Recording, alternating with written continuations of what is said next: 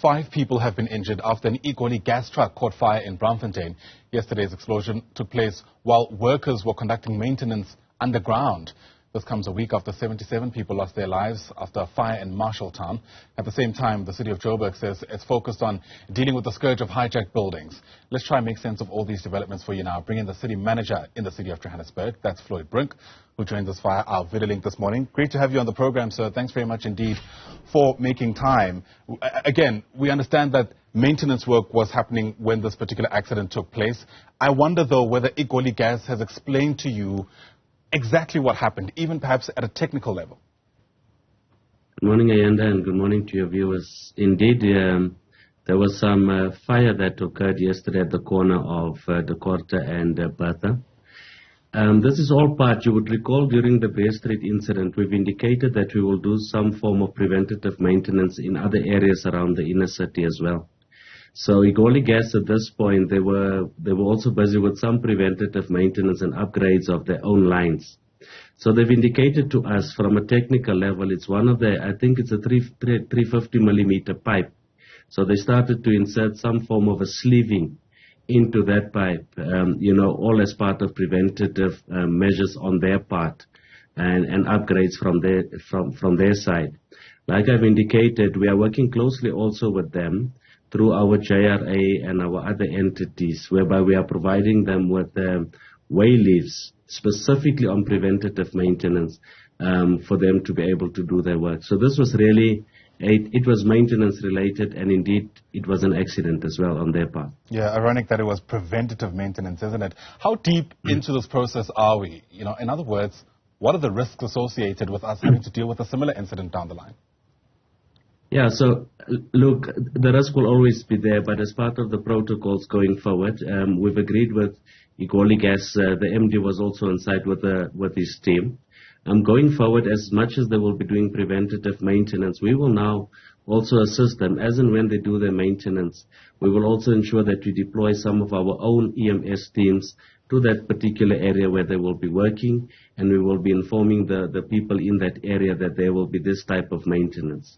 Is that practical, though? I mean, EMS, in the times we've engaged with them, have been at pains to explain just how overstretched they are as it is.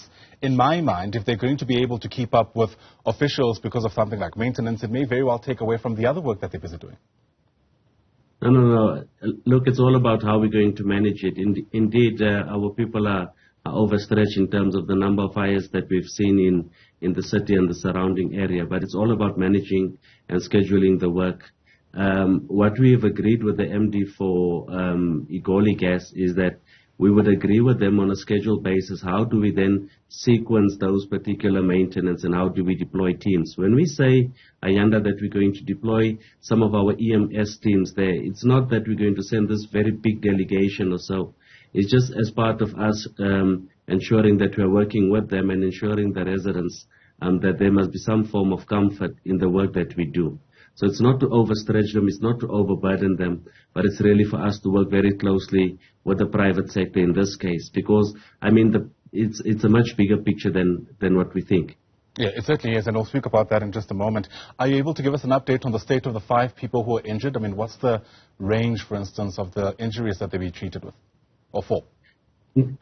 In terms of the numbers, according to me, late last night around 11:30, the number that I had was 3 people. And these people were all sent through to Mill Park Hospital. At that time, already 2 were discharged and 1 was still in hospital. But these are the figures that we can quickly confirm this morning. But from our side, we worked on 3. Sure. You mentioned that this is potentially an issue much deeper than what meets the eye. And I think many people will agree with that. As expected, what took place in Braamfontein yesterday has reignited, excuse the pun, concerns about the state of the inner city.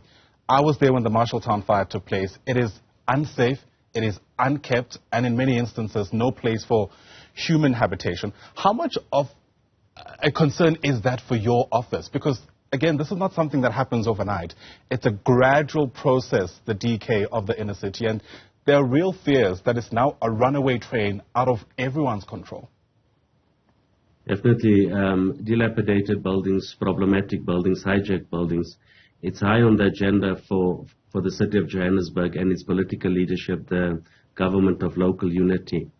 Working with our Joburg property company, our forensics investigation services department. But it's always critical to remember that these type of functions, it's a multidisciplinary approach. It's something that really cuts across all three spheres of government. So we can do up to a certain function and to a certain point. For example, as and when we do these particular raids on that building, there was a raid done in 2019.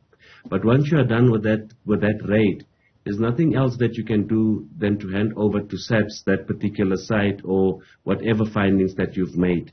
But I think these are the things that will start to tighten up.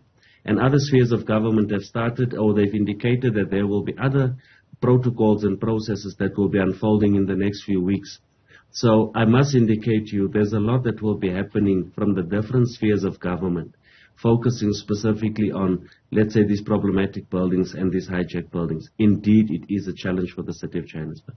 But how did we get here? Again, to emphasize, it's not something that happens at a rapid rate. You know, you have to have not had your finger on this for years, if not decades, for things to get to the point where they have now.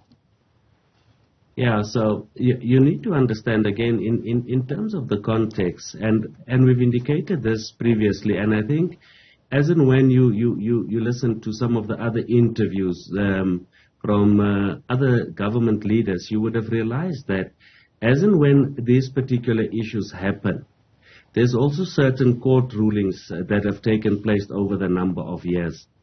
And these court rulings, as and when you would want to evict a specific building, you should have temporary emergency accommodation available.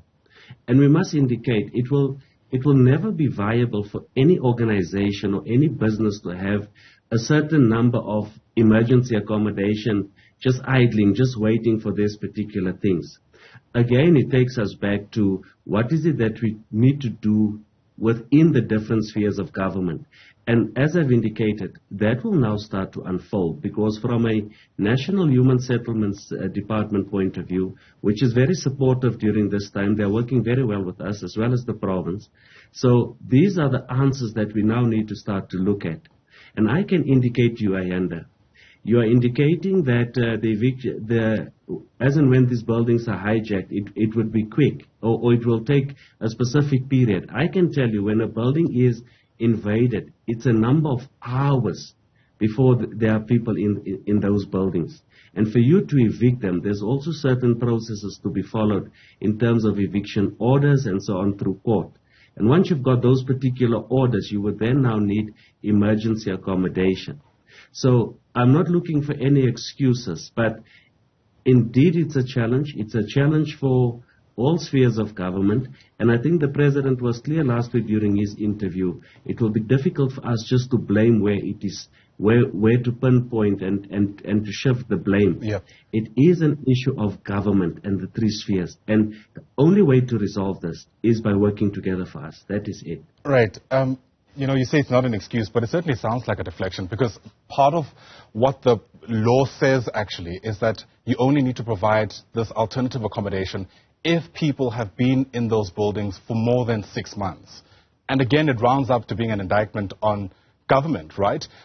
Because there are real questions about how it is that those individuals have been able to be there for longer than 6 months before, any kind of action takes place. On the face of it, it seems that we are now coming for people who want the law to be applied as it stands without taking accountability for how the city got into this quagmire to begin with. Indeed, there will be accountability on our side. We will need to do those assessments. And I'm sure you would have seen that from the side of the province, they've also indicated that there will be a commission of inquiry. So once we get through this process, it will be quite clear in terms of how to pinpoint. You are correct. It took time for us to get here. But you also need to recall that these particular hijacked buildings, they've not started yesterday. They've been there for a number of years. And if you look at the different court rulings, whether it's 6 months related or not, and where to place people, all of these things, a combination of that, then becomes a challenge for us. I can only conclude to say to you, as the local government, as the municipality alone, you will never win this particular process. There's no way that you can win it. You can only get this right if the three spheres of government get together and start to look at this. And that is where we are going on hijacked buildings. And remember, the buildings that are in the inner city, there's a combination of those. Some are city-owned, others are privately owned that are hijacked. There are even national buildings there for the national departments and so on. So it's quite broad. We would need to work together. It is a challenge, and much more needs to be done for this. Yeah, I've managed to pull up an article from Business Tech. It was published in June last year, and already then there was conversations of a 30 billion rand investment project in order to rejuvenate the inner city. I wonder how much progress there has been insofar as that is concerned. So, I mean, the City of Johannesburg, as early as 2019, went out on tender. I think it was about 40 or so buildings at that point. With the then Mayor Herman Mashaba. I can indicate to you not a lot of progress has been made, because as and when those awards were made to the developers, the next best thing that needs to be done is to relocate the people in those buildings. Again, emergency accommodation might not be available at those scales. And also to push that particular cost back to the developer will just inflate your development cost. So much more needs to be done on that. And for us now is to really focus on how do we work with the other spheres and really get emergency accommodation, get the judicial system on our side, get the eviction orders in place, evict these people, get them into a specific area, and then take those buildings and revamp those buildings, either into student accommodation. Some of these buildings are heritage sites, so we would also need to work with the Heritage Council. And that's the only way that we will be able then to save and to rejuvenate the inner city, as well as any other area within the city of Johannesburg and its region. Right. You know, you'll forgive the cynics among us who are struggling, I suppose, to believe what especially politicians have to say around this particular disaster, and I mean that broadly speaking in the city of Johannesburg. But you are a professional in the municipality and not necessarily a politician. And I wonder, from your expertise, from your experience, how long you reckon getting this right ultimately will take? I must be honest with you, it will take some time to reverse the decay and these hijacked buildings, because for the different spheres of government to come together, there will be different standards and different protocols that you would need to synchronize and merge in order for us to do this. But is it doable? Definitely it is doable. Do we have the political will? There's definitely a political will and a drive. Administratively, there's a clear drive towards this. It's now to address the issue and to take the bull by its horns, because indeed we've been having issues with problematic buildings for a number of years, but also we would continue to plea with the judicial system also to support in these processes. But then again, also from our side, as a municipality and the other spheres of government, is to comply in order for us to work closely with the judicial system, in order for certain judgments to also go in our favor, in order for us to address this particular issue. Absolutely, and hopefully there isn't any more of scapegoating of the judiciary, who are just there to apply the law as it stands. Floyd Brink, thanks very much indeed for your time. Really appreciate it. Floyd is the Johannesburg City Manager here on the AM Report.